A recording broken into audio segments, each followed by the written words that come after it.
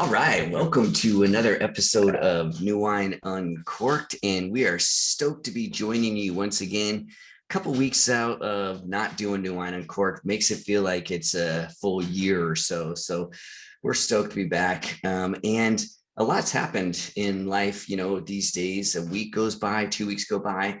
We've been blessed to be able to travel, some of us.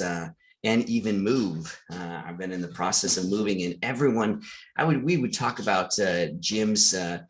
He's been able to visit a couple of places, but nothing's as glorious as moving. And so, anyone who's ever moved, that I just have stepped away from heaven, and I could show you my area of moving. Just for New Wine Uncorked. And this is more of the nitty gritty stuff, because moving just feels like you're free. I love it. Everyone loves moving. So I'm stoked actually to be taking some time out.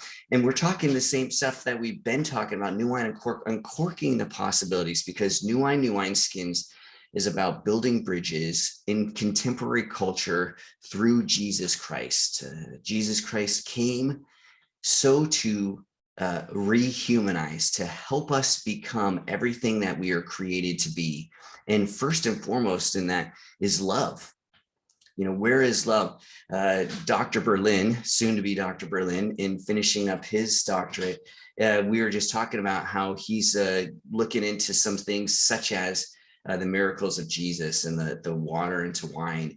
And it's just so absolutely rich for right now in today's culture, where we need this supernatural from the natural. We're all walking around and we're looking for something. People are just craving, and whether that's hope, and from the Christian standpoint, hope is different than the hope of the world. And typically that's wishful thinking for the world, that we wish for this, or we kind of like cross our fingers and hope that this outcome will come about. But for the Christian, the follower of Jesus Christ, let's say, and we've had this conversation about what is the language, the labeling, because Christian means something different to so many different peoples. And so trying to actually step deeper into, well, what do you mean when you say Christian? So for the four of us, we would say follower of Christ, because the focus must be Jesus. And when that focus is Jesus, then we see the elevation of my life. When I step further into this relationship with Jesus, then the water, the thirstiness that I have, that water filling, actually is transformed, into supernatural. The wine then is able to pour out in ways that it's not only refreshing, but it's elevating. And yes, some would say, oh, with the wine and the alcohol, absolutely, you can focus on those little details, or we can focus on the point of the miracle.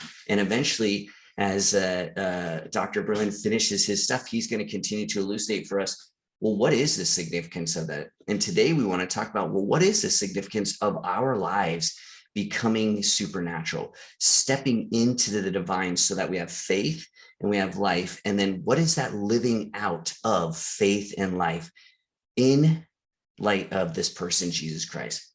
And so as we've been looking what's in front of us, I'm just curious, our take on how is it that the Christian, the follower of Christ, can actually hope to inject hope in today's culture? Because everywhere we look, people are always pointing at something. Now we have the January 6th hearings continuing, which, hey, I respect the office of the presidency, regardless of what man or woman holds that office. It's the office of leadership for our country. We're having these hearings, but unfortunately, it seems like the hearings tend to be yet another platform for some politician to pontificate. And the weird thing for me is you have politicians on both sides who will hold up God and faith. And so I'm just wondering, as followers of Christ, like, what is it that when we step into today's culture and stuff, that we have to even bring to a culture? What do they need from us? Is it the same? We say, oh, they need Jesus, but what does that mean? And so in today's living out of faith, what are some of the steps that a Christian, a follower of Christ, can do to be true to what Mary's prayer was, right? To Mother of Jesus. Lord, let it be done to your servant according to thy word. Ties right into scripture as well as in the will of God. What are some steps? Jim, you're a pastor. What is it that we can do from the church standpoint that says to the world, no, no, no, this is what it means when we say, love the Lord your God and love your neighbor as yourself. In today's culture, that just seems so difficult. But I can't believe that it is that difficult. What are we missing? I think you bring up a good point because the whole divisive, everything's so divisive. It's our opinions, and so basically we follow kind of the opinions that we like. But when we look at Jesus's ministry, I mean, what he always did was, a lot of stuff was just done at the table, right? Not the conference table, not the study table, not all these different tables, but it was done like at the dinner table. It was done at the breakfast table, the lunch table. And when we look at Jesus's ministry, really what the ministry is about is building bridges. I mean, it's bringing together prostitutes, tax collectors, regular people. It's not just saying, okay, I'm gonna have dinner with the prostitutes today.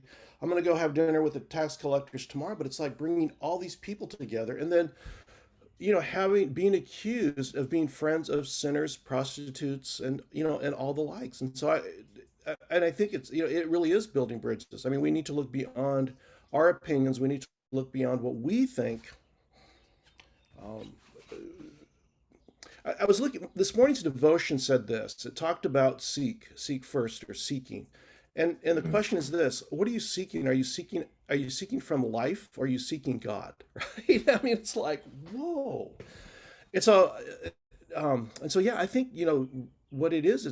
We bring hope when we can bring people together, when we can bring build bridges in the same way that Jesus built bridges over a meal, over conversations, over looking at humanity and the goodness of people instead of the badness and all. There's a woman that just passed away this past week, Sister Velma, African American woman. She's been in our church, I mean, for a long, long, long time. Just a strong advocate. But I remember years ago, she said, Pastor, you know what? This isn't the type of worship that I'm into.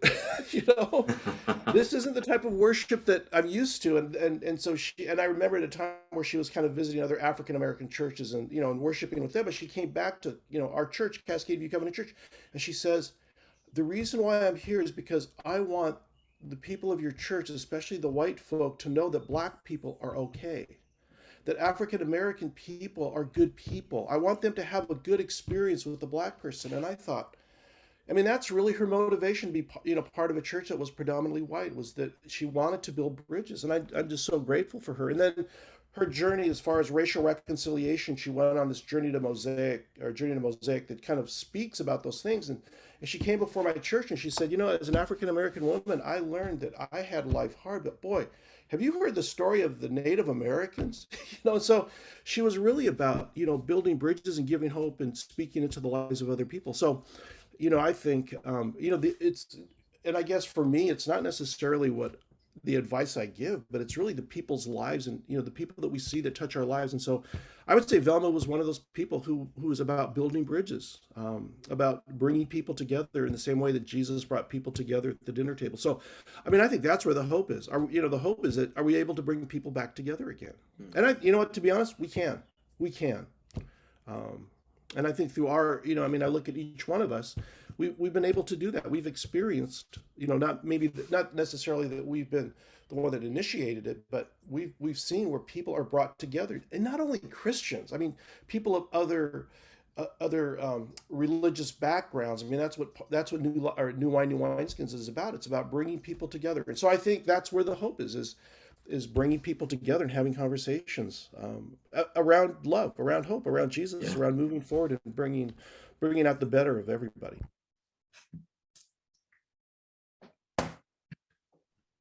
Yeah, Jim, thanks for sharing about Sister Velma. I mean, you've shared about her a number of times in our conversations here. And did she go on Journey Mosaic maybe like 4 or 5 years ago?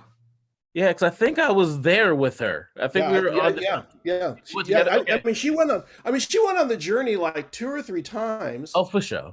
So yeah, you definitely Okay. All right. were So part of yeah, so that. I got to hang out with her just a little bit. I remember we had a couple of interesting Church of God in Christ conversations while we were on the thing. So yeah, man, definitely She was, interesting enough, she used to be like a sheriff in LA. And of Um, so course, of So that's why that's probably kind of the interesting conversations too, is that she was a very strong, strong black woman. So, but a good heart.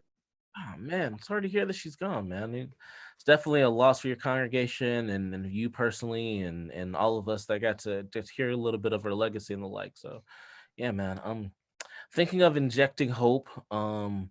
Yeah, since we've been gone, we've had a number of shootings, of just these mass shootings, whether it be the grocery store. I don't even know if we met pre that one, but we had school shootings. We just had a number of them since. And that's what I'm thinking of hope. That's where my mind goes right now, because in those situations seem to be the most hopeless ones. With the insurrection conversation committee meetings, I think we all have most of us have a perspective on that, and we're kind of okay, whatever it is, we'll see. But the shootings is one of the most frustrating things, because we almost can clearly see things need to happen, but I don't know if anyone knows what needs to happen. And I don't know if whatever political perspective you come from, even if you try not to be in politics at all, we all have different ideas, but none of us are sure about how this will work out and play. So how do you inject hope in a space where you are uncertain that the hope will Mm, actually help? Becomes the question, right? And I think that's where, as Christians, we can contribute to the conversation, because we lean into Jesus Christ. We know that the Lord is with us. We know the Lord is suffering with us when we suffer. We know that the Lord is the one that's engaging us when we rejoice at moments, all these things. But at the same token, we still live life uncertain too. We yeah. still need hope in our lives, injected in our life. So for me, just being authentic about your emotions during times when you have distress is the beginning of the conversation. I honestly, yeah, when I end up hearing a school shooting, I mean, I was on a hike when I heard the school shooting that happened, and everyone in our group was just like, oh, just sad and upset. And I remember thinking, like, wow, what could have possibly happened? And then, of course, the days later, you start hearing different stories and different things happen, and I just got more and more like, this is silly. But my first thought was, I don't know what to do. Mm. So have the authentic emotion. Start there, and know that God's going to meet us in the middle of these times. That's the model as Christians we can portray when we have difficult moments like this. Just begin by being authentic with our emotions and what we're seeing and what we're feeling, and then not forget that the Lord is with us in the middle of all of it. So, Kayla, that's a weird thing, I bet, being what, you're 10 days out, 7 days, right? I mean, bringing a child into this world and hearing us talk about this stuff. I'm glad, Phil, I appreciate you reminding us and bringing it back to the remembrance of the shootings, because they happen so frequently that we forget, and that's horrible. And I don't know if when I watched the January 6th stuff, I have to be honest, and this is probably just, I don't want it to be arrogant, but too many white people worrying about too many things that just don't matter. You know what I'm saying? I mean, it does matter. It's our government and shit, but like, we need the focus of like what you're talking about, Phil, like the loss of like what good is a government for the people if the people aren't there, And so I just appreciate, Phil, you bringing it back to like, that's the thing that I feel like is wrong sometimes with the church is and dude, that I started with the January 6th thing, right? And that's it's the shootings are too prevalent to where they just have become part of our lives, and that's unacceptable. And I dig that phrase you just used, the unhoped, like it just it encapsulates like this feeling of just like desperation, like this desperate unhopedness, and like, yeah, like, and so for you, Kayla, right? Like, and yet you have excitement because we talk about this pregnancy all the time. And so there is something still there to be excited about, right? Of bringing a child into this world. There is hope, right? We have to be that hope. And so I'm just, yeah. And this is why we need one another, because when I see something or think something, I got Phil there and brother Jim there and sister Kayla going, well, but what about this? I saw this, and what about here? And so it's interesting, that we need one another's perspectives, we need that to have the fullness of hope. Yeah, I mean, it is interesting when you tell people that you're having a kid. Some people's reactions are, why would you want to bring a kid into this world, as if it like hasn't been messy and broken the whole time, right? Like, so I mean, that's my perspective too. It's like, well, this world needs Jesus, like we're here for a reason, and that's not, that hasn't changed. It just has changed, I guess, what it looks like over centuries. But so have we. So, bringing a kid into the world, yeah, I think it gives the perspective of hope, like the newness of life, right? Like there, I mean, there is.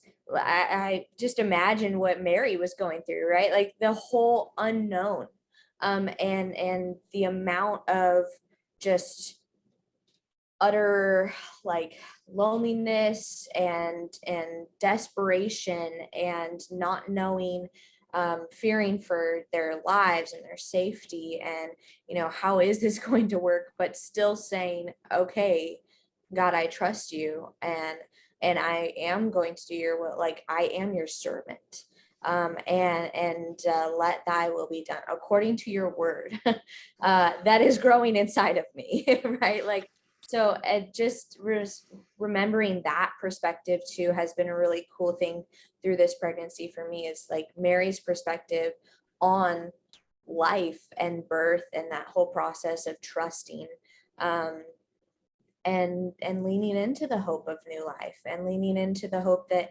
yeah, Jesus is here and he does sit with us. And I think you're right on, Phil, like we have to still process the emotions. We have to be okay with sitting in the unknown and saying, you know what, I don't know what to do in this situation. I don't even know exactly how I feel. I know that there is hope because we do have Jesus, but how, like how does that work in these situations with the shootings? Like people ask, like, well, but where was God? Where was God in that? Like how is this God of love allowing these children to die? And that's a valid question. Like that is a question that we should sit with and be like, oh yeah, that's uncomfortable. Like, man, I don't know. Like I can't give you an answer because I'm still processing it and I don't know what to do. And what is this solution? Is there one set solution? I think that there's probably an array of things that need to happen, with mass shootings. It's and it is scary and it is unknown. And so we have to just be, I don't know, I guess okay with not being in control and not having all the answers. And that's where the trust and the faith, in Jesus as our hope come in. And how do we then step in and be the hope of Jesus to the communities that we live in? I think that's the hardest part, is we know, we know there's hope. We know Jesus. How do we become that hope for the people around us?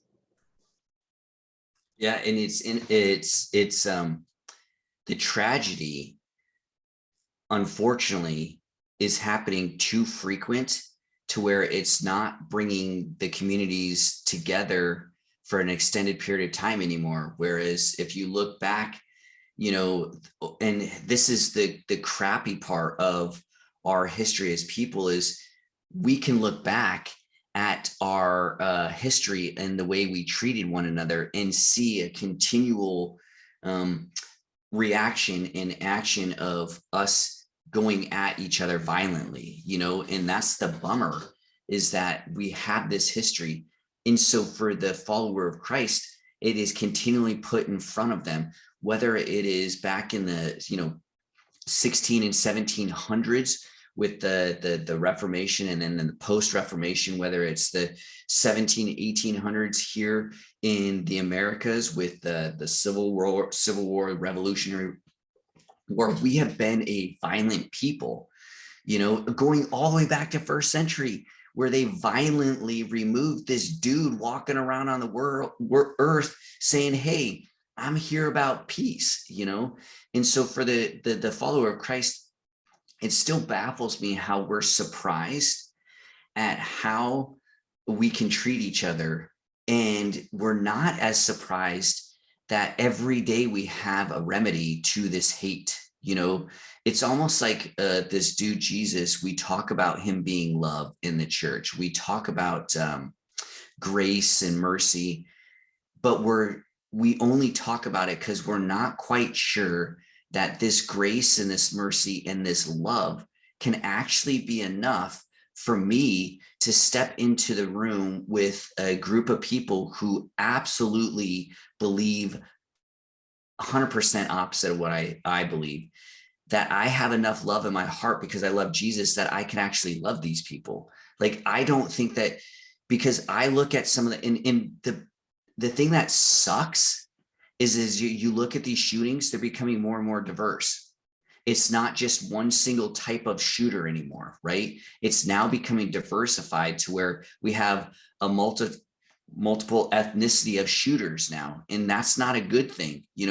At one time we could just pinpoint, like, okay, well, here's the profile of these mass shooters, and now we're getting it to where it's an expanding profile, which that's not the diversity we're looking for, right? We're not looking for a diverse group of shooters. What we're looking for is this diversity in the ways in which we can love one another, because Christ was so all-encompassing with his love that through the Father, the Son, and the Spirit, they've given us every avenue in ways to love one another, that there's not one person outside of our scope.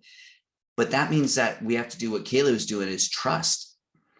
I've never, and I never will, house a person within me, right? So I, like Nicodemus, when I hear born again or something like this, I'm like, wait, what do you mean? I got to go again and become born? And so, but Kayla has this aspect of, well, this is what it feels like for a person to be within another person. Like, she has that, in all mothers do. And so we need the mothers to remind it, well, this is what it's supposed to feel like for us to be the church. Like, we're housing, we are supposed to encompass those around us as a mother does that child within the womb. And I'm not sure, to be honest with you, that some people that I interact with on a daily basis, I even want to love. And that's my fault. That's me. That's fully on me. That's why I need dudes like you, Jim, and you, Phil, and you, Kayla, teaching me how to expand my love. The question is do I want to learn how to love greater? We talk about hope, but in order to be the hope, right, I need to know what that hope that Jesus gave to my life, that made me say yes. And it seems like such a distant past when I first realized the love that Christ had for me and the forgiveness that and I don't know what it is in this life that is so strong to drain that from me, to where when I wake up in the morning and I see people, I'm like, it's cool. I'm just going to do my stuff, and then when I need something from God, I'll step in and say, oh, that's right, I need to be the hope for someone. Hey, honey, do we got those bags? I'm going to go out and give, some of the homeless people some bags, those that the houseless around this area, so I can do my good deeds, because I'm going to be praying for some good stuff from the Lord this week, right? Like, what is it that we as a people have forgotten, that this hope isn't infectious every day? Like, why is it that we let the world drown out?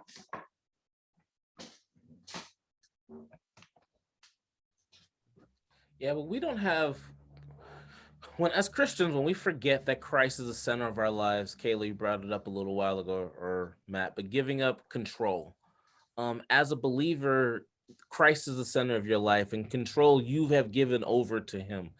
And when we forget that, yeah, yeah, we end up worrying about all these things and leaning into the other things to try to grasp that control. But when Christ is at the center of it, we're riding the wave with him, and that's the most scary. Yeah, that's all of the things are bound to that, all the emotion and everything. So that's to answer the question, that's a challenging thing. Um, Kayla, you brought up when you shared the question, where was God in the middle of the shootings and all the stuff? After I lost my daughter, this book here, oh, can you guys see it? The background. Yeah, right there. Track. Tracks of a Fellow Struggler by John Claypool was one of the most helpful resources that I got to read. This is a very, very old book. And the book is a series of sermons that he did around the time he lost his daughter. So one was a couple of years, one was maybe 4 years, one was maybe 15 or so years afterwards.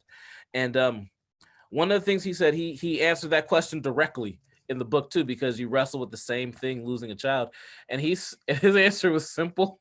And it's the I think the truest answer when we think of all this is God was right where he was when we had our tragedy, when he had his tragedy and his son was dying on the cross.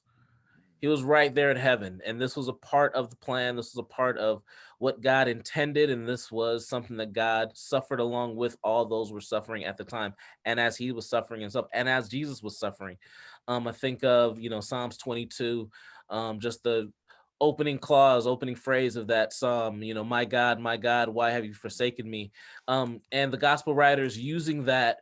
But we sometimes forget that when you have a quote like that in a passage, it's not just talking about that quote directly, but it's alluding to the entire context of the passage. And Psalms 22, just like all other lament psalms, begin with distress, but end in hope and praise. So there's always that movement from hope and praise, from distress to hope and praise, that's bound to the life of a believer that we just can't forget as Christians. Struggle. Yeah. Kayla, yeah.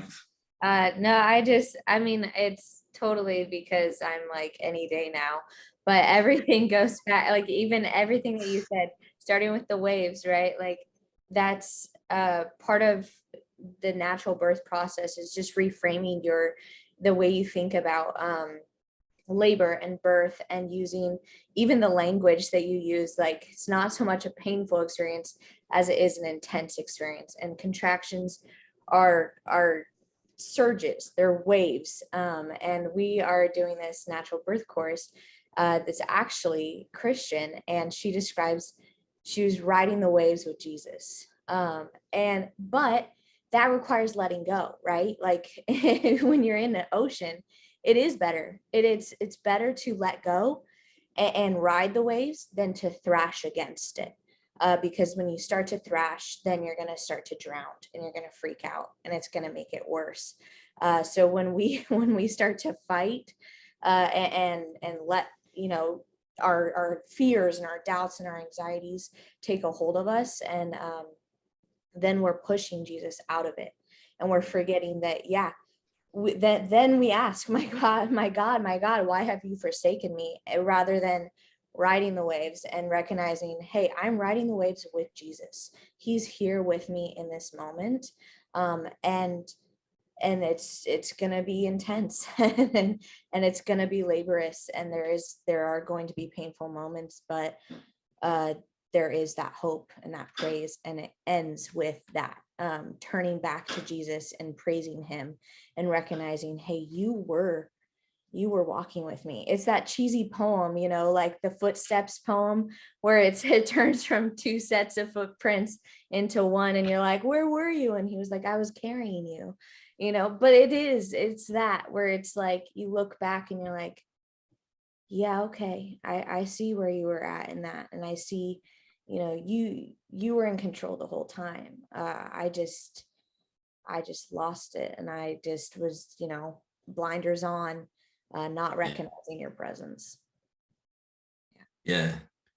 I don't know, Jim, if you were bashing and thrashing the whole surfing metaphor, riding with Jesus, but like that's what happens. I remember when I first came to California, and everyone's like, you're in your I think I was in my early, just entering teenage, but surfing was the thing where like, because I had done sports, and and wrestling is a sport where you think that it's all grit and you got to fight and stuff, but it's a flow, it's a dance, and I remember getting the first time a couple times for the waves, and I had skateboard and stuff, and everyone's like, oh, it's the same, and I was like, well, sort of, not really, you're on water, but same. What I found, it was much more like wrestling. When I was on the mat and just I let go and just stopped thinking and allowed what I had been training for and all that stuff to kind of flow. And we would, and even when I would go into, when I started coaching stuff, we would do these have the kids, and I did this too when I was wrestling, is close your eyes and you just let go and feel, allow your trust. And what my coach used to say is trust the process. And then when I got into ministry and started to do the work with the church, I had a mentor, and he would say, look, I know you in wrestling and stuff in sports, so you trust the process. For ministry, trust the person. And it's the person of Jesus Christ, and so when I was out there in the ocean, I would always remember, trust the like, okay, balance, all this stuff. Don't fight the wave, because you know what? The wave will always win. And so surfing made me realize, like, okay, the world wants to like partner with us. Like when you get a wave, whether it's 3 foot or 7 foot, like there's a feeling of like, wow, I'm not even doing anything. You're like, whoa. And I feel like when you step into that, like that realm with Jesus, where all of a sudden you're looking around, you're like, whoa, this is scary, because like things are happening. I feel, and we freak out like Peter on the water, and we go, oh my gosh, whoa. So I feel like there is a sense of trusting the person of Jesus Christ. And that's scary, because then we as Americans for sure feel like we got to grit, pull yourself up by the bootstraps, man, you got to be doing it. And yet if you do that on the water with surfing, or even on the mat with wrestling, like, you're going to hit the wall and you're going to bring yourself down. So it's like with faith, that's why the communal aspect has to happen, right? I need someone who is way more embedded into Jesus to teach me, hey, if you just do this, this, and this, let the Spirit guide you. But that's just so hard in our do world, because if I'm not doing anything, sitting with the Spirit that's laziness. I'm old and forgetful, so I can't remember if I shared the story. So you talk about like riding the waves, right? Riding the waves in. When I was in Maui years ago, I was stuck in the current taking me out, right? And so, I mean, I was caught in a rip current, and I was getting farther and farther away, and and to a certain extent, pride prevented me from yelling for help. I mean, there wasn't very many people on the beach, but there was a lifeguard, and so pride just prevented me from just kind of like not saying anything.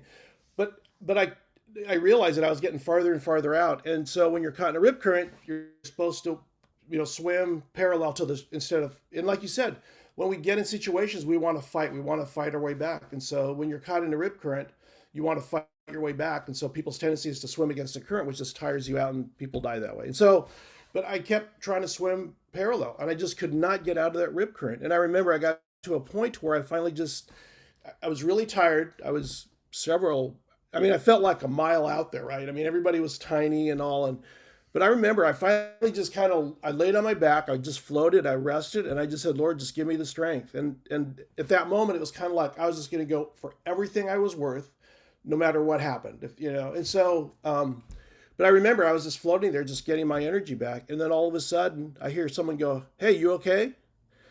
And there's a surfer on a board, right? And so then, my first instinct was to say, oh yeah, I'm fine, right? Because we're fine. But hope showed up. Hope showed up.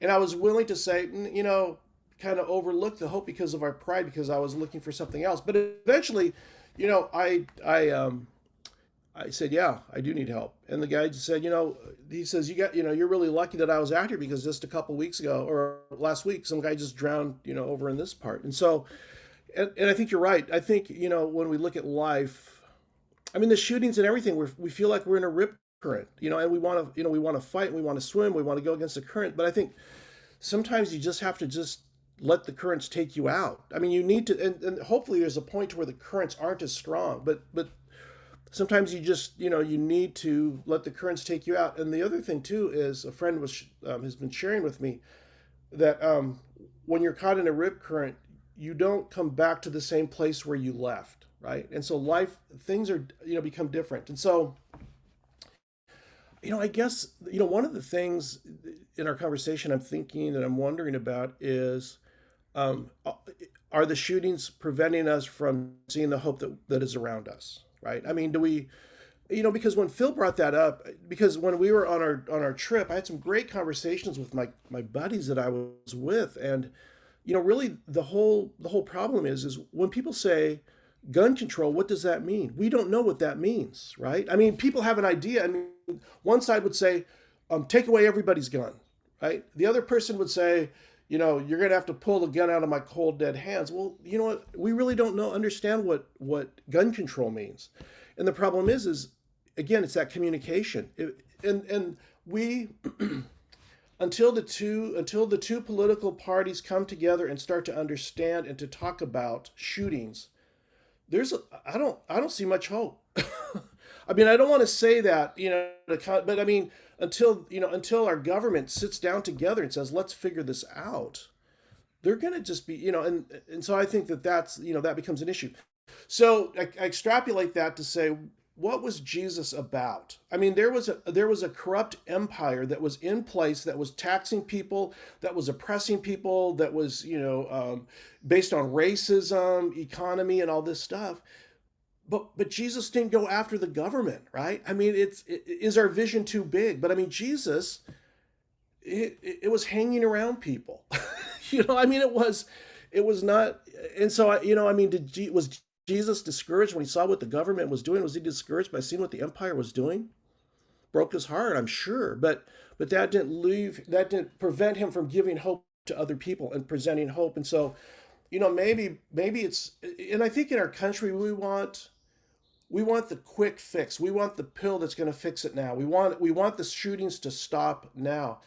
And going to Europe and Matt, you and Kyla saw these castles. These castles weren't built overnight. I mean, I heard stories about this was kind of like a family thing, in that, the person that started the stone chiseler that started building these blocks, he taught his son so that he knew that his son would carry on, that to get that, because that guy knew he wasn't going to see the castle. And maybe that's what we need to start doing, is just, bring hope to where hope is right now. We might not be able to see all the shooting stopped, but, bringing hope to, to Kayla, to say, hey, you know what, this world is a good world, and helping give hope to Kayla to say, no, it'll be okay. It's a rough world. Yeah. But you know what, there's hope. And so bringing hope to the people that are around us, and not being distracted by the world that, that is just, not listening to God.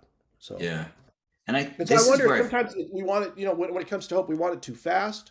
Yeah. We want too much, we want to try to absorb too much. But you know what, even within our own community, I mean, that's where Jesus started. He started like Capernaum, Jerusalem. I mean, these little towns, he didn't go after the Roman Empire. It's like, I'm going to change the Roman Empire. In fact, he let the Roman Empire, and so, and the greater vision is that, that over time, the word's going to get out. And so, and maybe that's the way Jesus does it. We just, we begin giving hope to those that are around us, and that people, when it's like Abraham, I will bless you in order that you would be a blessing. And that when we give people hope, that hopefully they'll give others hope, and that continues that. And so, yeah, to be a blessing for the other in the midst of your own trials and suffering. That's the key. And that's, I feel like, because I need someone like Phil to give me hope after he's gone through something that I'm like, I can't ever do that, And so with Phil sitting there before me, and when he embraces me with hope, knowing that what, you've gone through, Phil, for someone to be able to say the Lord's will, though, like according to the Lord's plan, even in the midst of the a child departing from us, being taken from us, to have a perspective to say, but Lord, I know you are good. I know, because you could quit, right? Phil, you had every reason to quit, yet that would quit on your daughter, your wife, like your family. And yet and that would quit on me.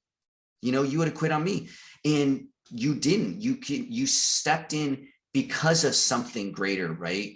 And that hope. And it's not that I haven't experienced tragedy or suffering, right? And so my suffering can be redemptive to you, right? And to you, Jim, and to you, Kayla. But that only happens when we embrace one another at a level that's deeper than political ideology, skin tone, gender, sexual preference, all that stuff. When we see each other as someone who is worthy, who is needy, who I must love, because in doing so, I'm actually loving God at such a level that I'm loving myself. That need starts to tap into exactly what you're talking about, Jim, is that, well, none of this is going to find a remedy if I just quit. And the world's telling me to basically quit on this and say, who cares about the mass shootings? As long as I protect myself, if one of those yahoos comes into, and we actually classify the shooters as bad people and this and that, and they're clearly off, but they're not bad or badder, worse off than me in the sense of sin. If I read the Gospels the way it is sin. Okay. What they've done is horrific, but I can't say it's blasphemy of the Holy Spirit. So there is still forgiveness for these folks, these dudes. And if I can't embrace you, who are a Republican or a Democrat or a libertarian, who believe that, immigration is this, or believe that homosexuality is this, if I can't embrace you, how am I supposed to embrace someone who the world is going to tell me is a monster? Someone who, because the reality is the last thing on my mind is to go to a person who has just shot up a school of children. I'm sorry, or even in a supermarket or a church or wherever. The last thing I want to do is to go and tell this person that even what you've just done doesn't erase the fact that Jesus is right here alongside you saying, dude, I love you. I love you. That, to me, to be honest with you, that pisses me off about Jesus. It irritates me that he's so loving, but it doesn't irritate me in an hour when I need his love, right? It only irritates me when these people who I agree with society that are, less than, and then the Spirit says, but dude, guess what? If you allow a group to decide that these people are less than, there's a group that's going to do that for you. And that's just not the Jesus way. And so I think that's where the boldness of the Christian church, of the Jesus-centered church, has faded, because I wonder if we look at the world like you're saying, Jim, we look too macro. We're like, oh my gosh, there's no hope. But that's not true. If we just paused and said, actually, if I look right where I'm at, because this is the only place I can impact, I would see hope just blossoming,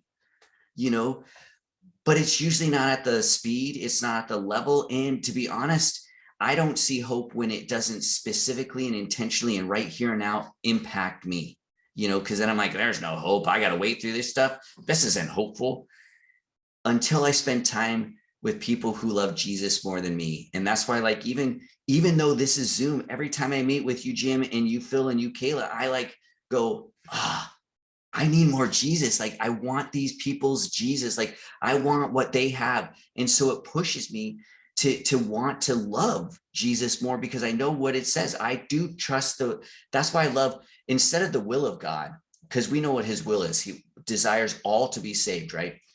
But according to thy word says, oh, well, I know that some are going to be saved through the redemptive suffering that I'm going to go through, that the Lord has called me into. And I think that's where followers of Christ are like, you know what? I'm cool with grace when it, flows in my direction, and I'm swimming with the current, right? Don't talk to me about grace and forgiveness when you expect for me to sit in that current, like Jim's talking about, for hours upon hours And you want me to work for the good of this person who is what society claims is trash? No.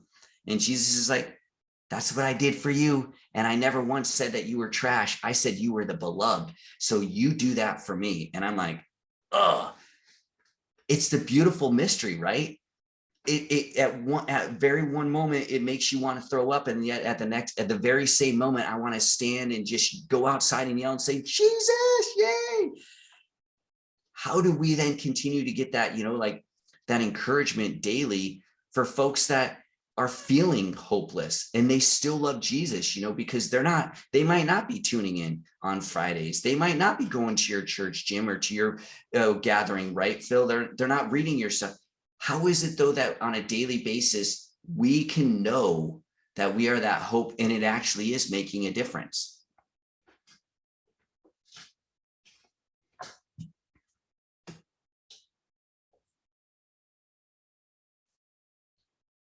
I don't think that there's like one straight answer except just doing our best to show up every single day as Jesus, as loving as we can be, as stepping into the discomfort and the unknown and saying, I don't know how today will go. I don't know what today holds, but I do know that my Jesus is here, my Jesus is present. And so I'm going to lean into that. And if I can do my best to lean into that, then maybe in the interactions that I have, those people will see or feel something different about me. And that will hopefully impact their life. And maybe so one of those people will ask, hey, what's up with you? Why are you the way you are? And then you get to say, let me tell you about my Jesus, which is exactly that way.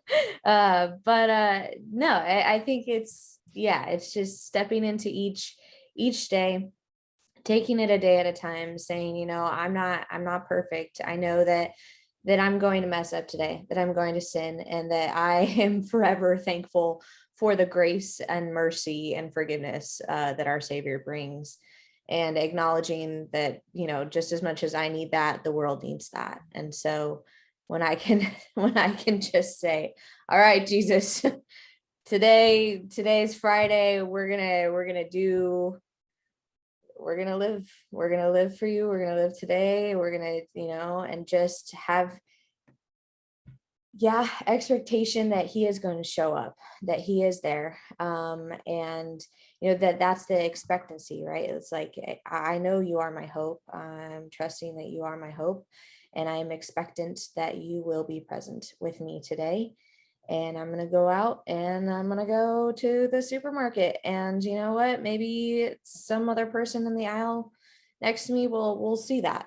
So I don't know. I don't know if there's anything else that we can do other than just show up and know that Jesus is going to show up too.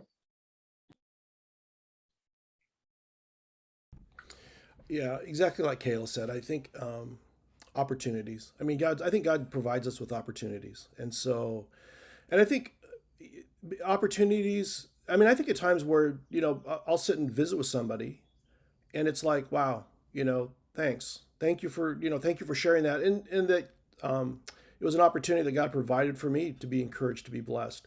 But I think opportunities, when we go into the stores, I mean, we don't know what people are going through. And so, to be able to make a nice comment, to encourage somebody, to bless them with a kind word, I mean, even a simple word, I mean, changes everything. I mean, it does for us. And so I think, God provides opportunities for us to interact when we interact because we're relational. And so I think part of it is just recognizing the opportunities. Is this an opportunity, or taking advantage of the opportunity? And sometimes, you think, oops, that was, that's a mistake, or asking for discernment, because there are people that just suck the joy out of your life, and you just kind of like, okay, I think I'm going to go over here because the prices of gas are so high and the prices of joy is so high today. I just do not have, But you know what? God is such a good God that He provides opportunities for us to experience hope and joy. I think God is a God that wants other people to have the opportunity, and so are we willing to take advantage of those opportunities instead of again, looking at the ideologies of the world and being discouraged by that. And so hope, and I think hope comes in all kinds of sizes. I mean, in all kinds of doses. But I think it's good for the soul, and people could use it. And so I would say hopeful isn't necessarily just saying, hey, Jesus is our hope and all that, but it's a kind word. It's a good word. I think hope is stories. I mean, I think that's the biggest thing, is being around people that share stories. And like, we get back to Genesis and Phil. I mean, just out of the pain, out of like being caught in a rip current, Phil emerges, and there's times where you're still in that current, but to be able to hear a story, and not necessarily to say, I don't know. I mean, just share your story, the pain you've gone Yeah. through, kind of like getting back to what Phil talked about, talking about your emotions, but that that God sustained, God, help me through this in this way. And I think there's a way of necessarily just sharing your story and God's goodness than trying to preach at somebody and trying to convince them. And so I think our stories, and I think opportunities of hope and sharing hope and receiving hope is all around, because God is just a very, very good God, and he loves us. I mean, that's the bottom line. We talk about loving us, and so why wouldn't God want us to be hopeful? Why wouldn't God want us to experience joy? And so Yeah. And that's true. And the stories, you hit it right on the head, Jim. Like the stories, it's this intertwining story of divine and human, natural and supernatural. And it's this intertwining of love, grace, mercy, and God is inviting us in. And this is what New Wine, New Wineskins is all about. To step into the truth of the divine so as to understand the truth of the human. And that's what he's calling us to do. And in that, then we are swept up into this rip current, this tide, this wave of love. And we can do nothing but then surf on that and just incorporate and just include people, because then they're like, holy crap, you're right. This thing called love is way beyond what anything I ever thought. And that's what New Wine's all about. And so we're stoked that you joined us today right here on YouTube. Just go right below, right there in the bottom right-hand corner there. You see that New Wine logo, the New Wineskins logo? Put your mouse over it and it says subscribe. Then you subscribe. And that way, every Friday when we go live, 10 a.m. Pacific Standard Time, Pacific Daily Time, you'll be notified that we're live. Then go on over to Facebook/New Wine, New Wineskins, and hit like right underneath there. Is in that way too. Anytime we post articles from our journal, Cultural Encounters, or other videos come up, you will be notified, because we are inviting you into the New Wine family, because to be poured out for the sake of Jesus Christ, to be transformed from water into wine, that divine offering, so as to become everything that Christ hopes for in our lives. And so on behalf of Phil and Jim and Kayla, I'm Matt. This has been another episode of New Wine UnCorked. We're stoked that you joined us this week. We look forward to joining us next week when we do this again. So until then, we'll see you on the flip side. Have a good one.